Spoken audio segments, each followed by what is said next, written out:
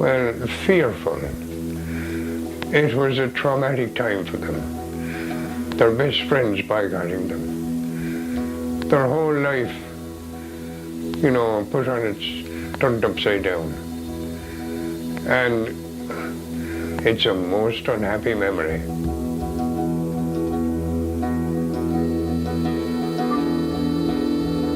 Should never have happened. Should never have happened. It's private.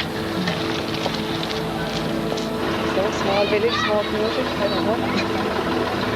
But the younger people don't know, apart from a few like around. No, well, it's a sore subject. Why is it that? Yeah. Oh, I'd rather say no more about it. Well, the whole thing has had an awful effect on everybody.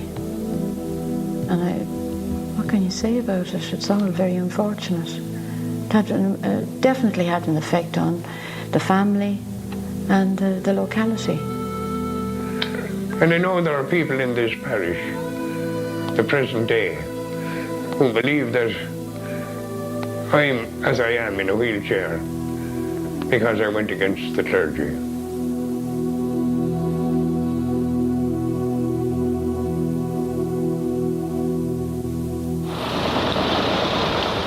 In April 1957, events took place in Fethard-on-Sea, County Wexford, that still cause controversy 42 years later. The Fethard Boycott, as it became known, was the inspiration for the recent film A Love Divided. The two people at the centre of the story, Sean and Sheila Cloney, still live near the village. Sean and Sheila were a young couple in 1957, a mixed marriage, Sean a Catholic, Sheila Church of Ireland. Sheila wanted to send their first daughter Eileen to the local Protestant school, but pressure was put on her, and more particularly on Sean by the Catholic curate in the parish, Father Stafford, to change their minds and send Eileen to the Catholic school instead. Then, without warning, Sheila left with their two daughters to a secret location. Father Stafford reacted by encouraging a boycott of Protestant shops and businesses in the village. So, Sean Cloney had lost his wife and daughters, but he also had a dilemma. It's easy to say now, I should have been more supportive of her. But living in Ireland in 1957, it was very difficult to go against the church. I had divided loyalties. A loyalty to my wife and family, and a loyalty to my church. And it was an impossible situation. And in hindsight, you know, I chose loyalty to my church. And I didn't support Sheila. But within a couple of weeks, all that changed. With the start of the boycott, you know, I was with her. Well, of course, she was gone. I didn't know where she was. Sheila had gone to Belfast to seek advice, legal and spiritual. Weeks passed, and as the boycott raged in Fethard, Sean travelled in search of his family, who are now on the Orkney Islands. I remember us rushing to catch something.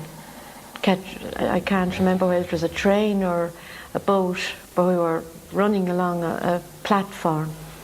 And we had to catch it, and we were carrying cases. And then I remember us being in Edinburgh, and then we moved from there up to the Orkney Islands. And I remember the Orkney Islands.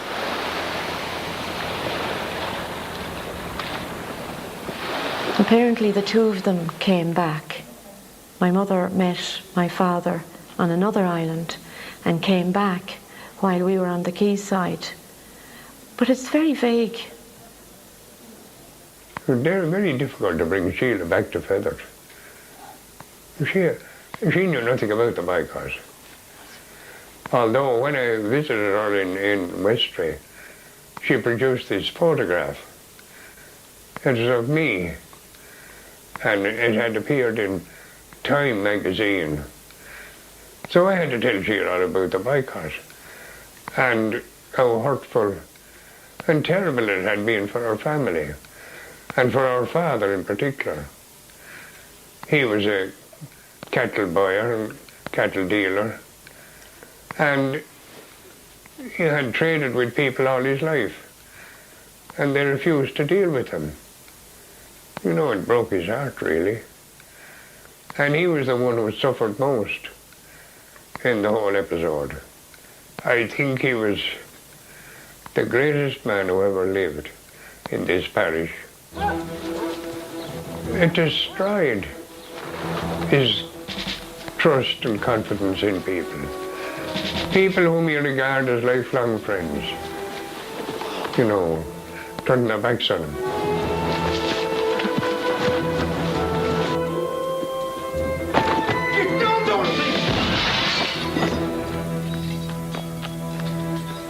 God don't understand. And it was the one stipulation I made to the filmmakers that they would try and justify him. No, the film now, well, that was dramatic license.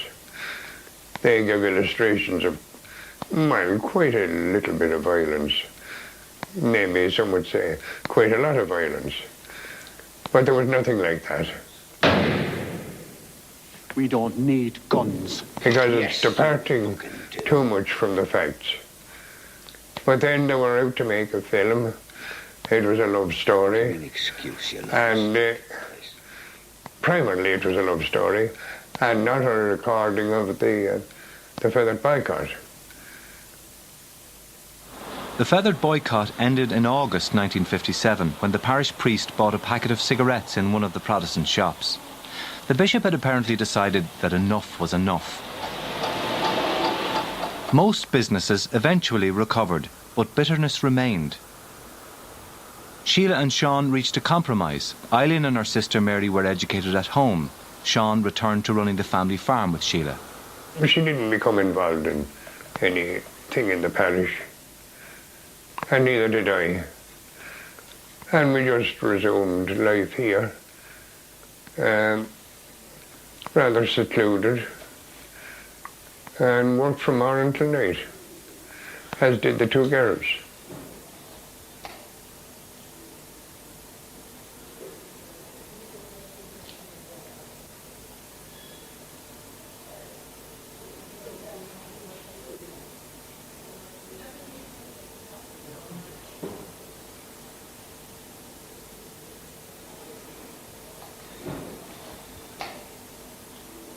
We were just at home all the time. And Mary and I, our third sister wasn't born at that stage. It was just the two of us. And we helped on the farm. We had the company that we had was mostly the animals. We had all kinds of animals, cattle animals, sheep, pigs, and we had a pony, and we had guinea pigs as pets.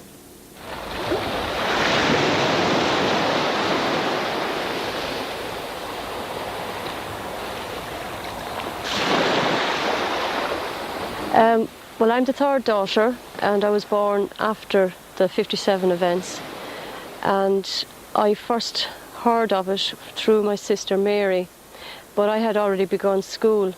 I began when I was about 7, and I attended the local Catholic school. The Church of Ireland school had closed by then, and I did not attend religion classes.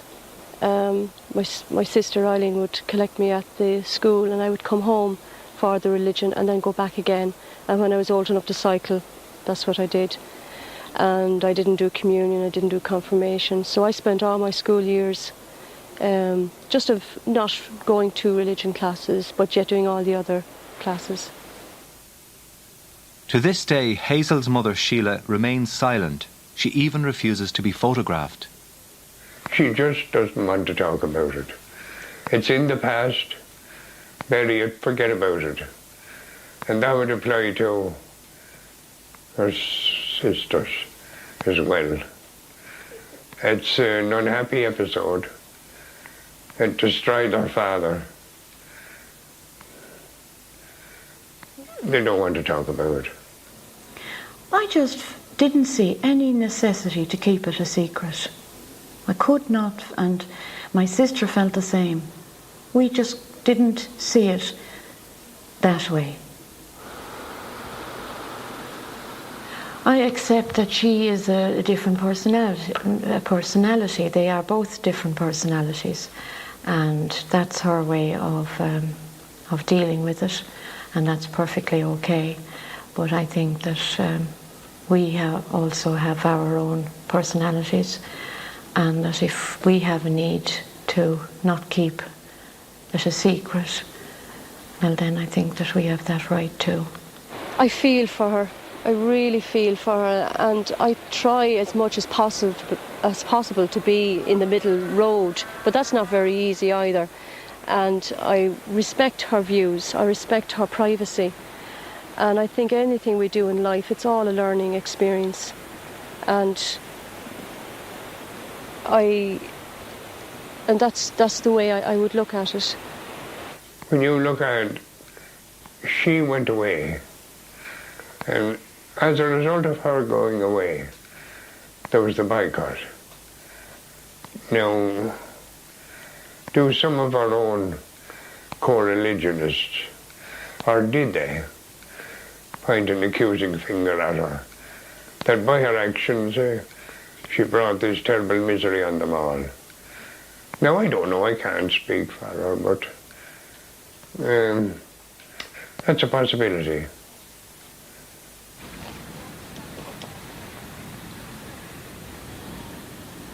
Today, the Church of Ireland rector in Fethard is, ironically, a former Catholic missionary priest. It is difficult to know what did exactly happen. People here don't talk about it that much. But my own experience of Fethard is of a very integrated and a very happy, contented community, and a community which is very much a mixed community, and a well-mixed community, for want of a better word. And so it's often difficult for me to imagine what did happen here 42 years ago. Was it an aberration or whatever, or is it this tribalism that exists inside all of us? Well, the time for talking has stopped. It is time to act. From now on, all those who are against the one true church will be boycotted. Initially, when she went away, I sought the help of the local priest. No, that was one hell of a mistake. And I certainly wouldn't have done that. I wouldn't do that again. I'd have, I don't know what I'd have done, but I wouldn't have told them things which I did tell them.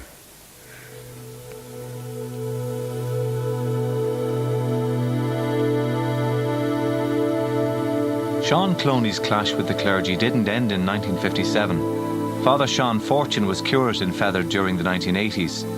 In March this year, he committed suicide the day before he was to face child sexual abuse charges. This brought to an end his highly controversial career as a priest and put the Diocese of Ferns again in the spotlight.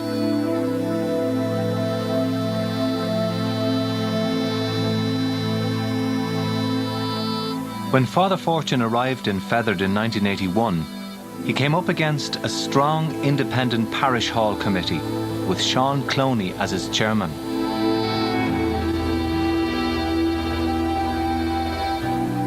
There was plenty of aggro here, especially with the Reverend Sean Fortune. He tried to take over the running of the hall and run it for his own purposes. But the hall committee at the time objected and refused him access.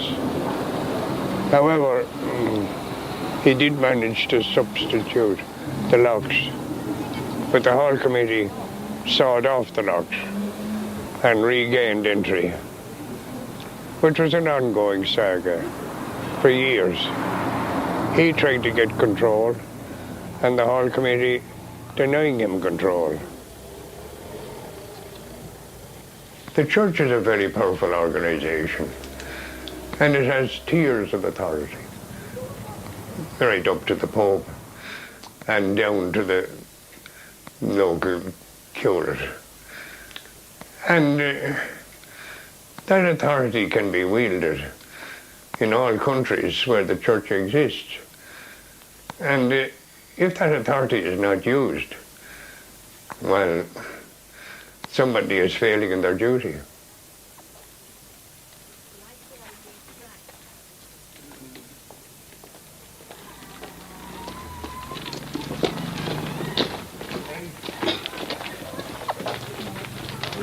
Like these tracks. Nathan, could you catch this other track?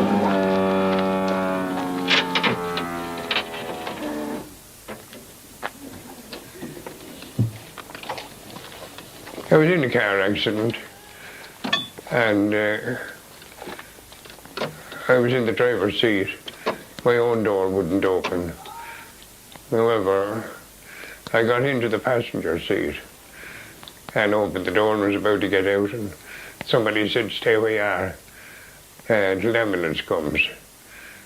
So the ambulance came, and they put a collar on my neck, and I stood up and I walked from the car about 20, 30 yards to where the ambulance was parked.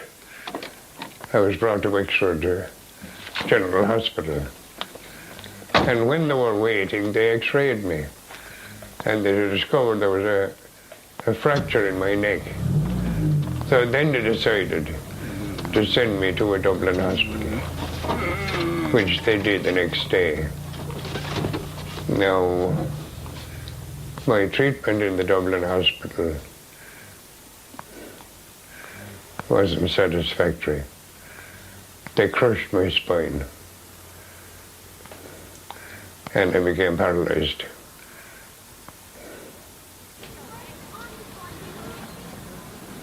I sued the hospital, and I was granted an award, which enables me to engage the services of some wonderful nurses to give me 24-hour attention at home, which I could not possibly do without the award which I received. Some people in country places pass comments like, "Oh, what could he expect when he went against the priest?" You know, they say things like that, and some of the older people probably deep down kind of believe that.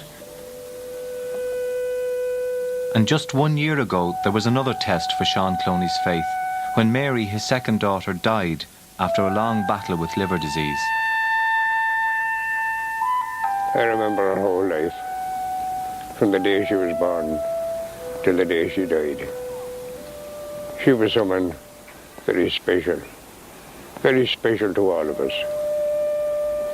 And sure, the Lord gave us a loan of her for 41 years. And when he called her back, we had to acquiesce. Not easy, but that's the way. We always were three in the family, like three siblings and the two parents, and then just to lose one, and it always is it's like a link of a chain. It's gone forever, but you always have the memories. It was very painful. It's only just the yearly anniversary. And she was unconscious for 3 weeks, and then she came back for 3 weeks, and finally she died.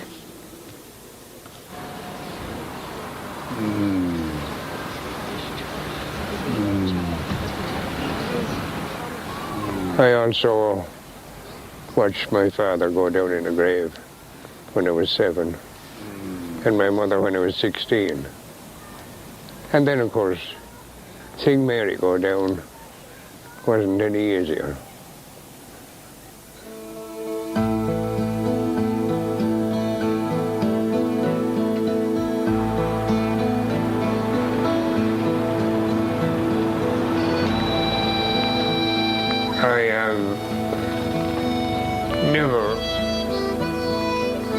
purposely missed Sunday Mass all through my life. Neither has Sheila missed church all through our life. Like, we're both committed to our faiths, but sure, there are not a whole lot separating us, I think. Less and less as time goes on, apparently.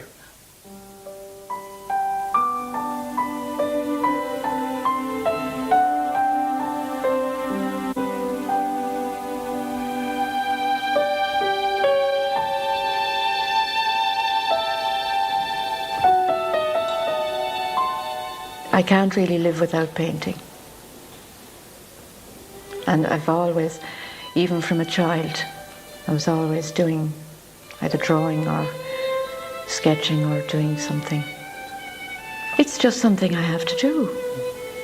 And I read lately that somebody said that some artists may, instead of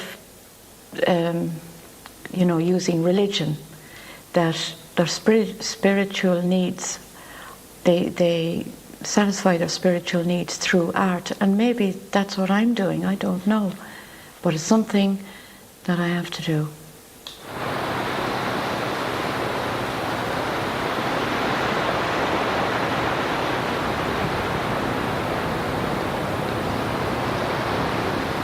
I think it was extremely courageous what they did at the time. I remember first hearing about it through my sister Mary. She had showed me the newspaper, national paper articles, and I was quite proud that my parents were able to stand up to events that were happening at the time, and they always have throughout their lives, and that is something I take with me as well as a person, that I just don't take the ordinary, I question it. And so I feel it's had a bearing on the way I approach life. Daddy is just remarkable, and he's not like anybody else. And if he had been like anyone else, he would have died soon after the accident, because the suffering was so great. But he's not like anyone else.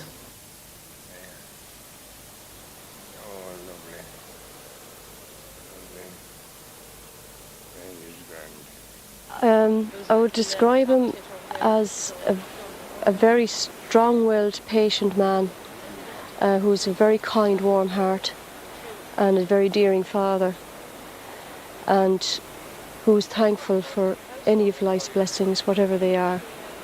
And I would carry, if anything I would carry with me, that is one of them. Whatever we have, or whatever cards we're dealt with in life, be grateful. It's been a funny life, though. And I don't regret living it. And I think the whole Boycott affair, there may have been a divine purpose in it. It certainly was the beginning of changes for the Catholic Church in Ireland. Those changes were necessary. But, people of little importance are sometimes selected to instigate changes that may prove to be quite monumental changes.